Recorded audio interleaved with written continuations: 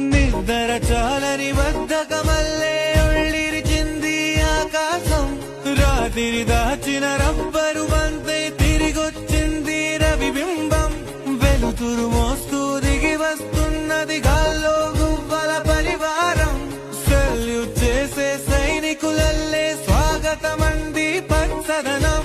మౌనంగా ధ్యానంలో ఉంది మగణం. చిట్టి భద్రంగి